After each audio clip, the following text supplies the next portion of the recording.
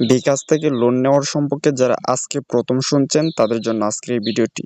বিকাশ থেকে যারা লোন নিতে চাচ্ছেন তাদের জন্য আজকের ভিডিওটি। গাইস, বিকাশ থেকে লোন নেওয়ার জন্য প্রথমে আপনারা বিকাশ অ্যাপসে চলে যাবেন। বিকাশ অ্যাপসে চলে আসার পর আপনারা আপনাদের পিন কোডটি দিয়ে দিবেন। গাইস, আমি আমার বিকাশের পিন কোডটি দিয়ে দিলাম। দেওয়ার পর এই যে এরো বাটনে ক্লিক করে দিলাম। এরো বাটনে ক্লিক করার পর গাইস দেখতে পাচ্ছেন আমি বিকাশ অ্যাপসে চলে আসছি।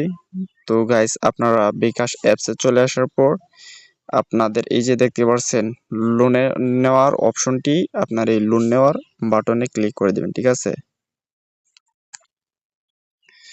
সো গাইস, এখানে আমাকে দেখাচ্ছে কোনো লোন নেই, লোনের বিবরণীয়, মানে আমি কখনো লোন নেইনি। তো লোন নিতে আগ্রহী হওয়া আপনাকে ধন্যবাদ। সো গাইস, লোন নেই, আমি এই বিবরণীয় ক্লিক করে দিলাম।